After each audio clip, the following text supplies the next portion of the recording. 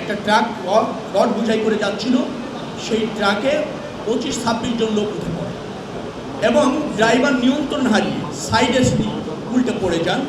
ওকে এই দুর্ঘটনাটা একান্তই আমরা প্রাথমিক পর্যায়ে মনে হয়েছে ড্রাইভারের ভুলের কারণে। ওখানে আহত দু একজন যাত্রী বলেছেন তারা ড্রাইভারকে সাবধান করছিলেন, কিন্তু তিনি তা মানছিলেন না। তিনি একটু তন্দ্রা মতো ছিলেন। যাত্রীদের কথা আমি সকালবেলা সেতু সচিবের সাথে কথা বললাম, তিনি যেটা ফাইন্ডিং করতে পেরেছেন আমাকে জানিয়েছেন। তো এটা একটা অনাকাঙ্ক্ষিত দুর্ঘটনা। 15 জনের মতো ইতিমধ্যে আমি জেনেছি তাদের শরীর সমাধি হয়েছে।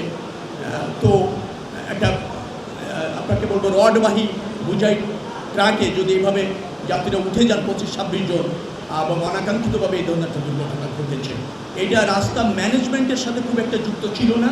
রাস্তা ম্যানেজমেন্ট আমরা যেভাবে করেছিলাম, তো সেখানে এই ধরনের অনাকাঙ্ক্ষিত, অপ্রত্যাশিত এবং দুর্ভাগ্যজনক দুর্ঘটনা আমাদেরকে ব্যতীত করেছে।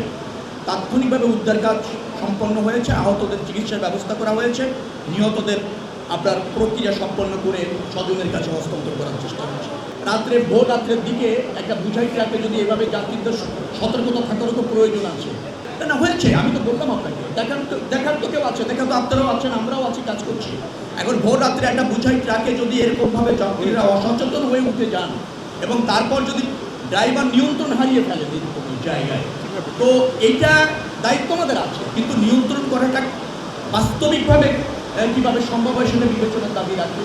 যাত্রীদেরকে আমি সবসময় বলেছি, আমরা এখনও বলছি যে বোঝাই ট্রাক, ওপেন ট্রাক যেটা যাত্রীবাহীর জন্য নির্ধারিত না, সেই জায়গায় সেই সমস্ত যানবাহনে যাত্রীদের উঠাটার থেকে বিরত থাকা উচিত।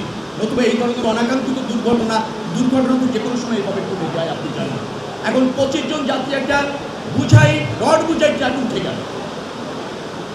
তারপর যাত্রীদের একজন বলছে তারা ড্রাইভারকে সতর্ক করছিল, তখনও সম্ভব ছিল ড্রাইভারকে থামিয়ে তাদের নেমে যেতে পারলে হয়তো এড়ানো যেত।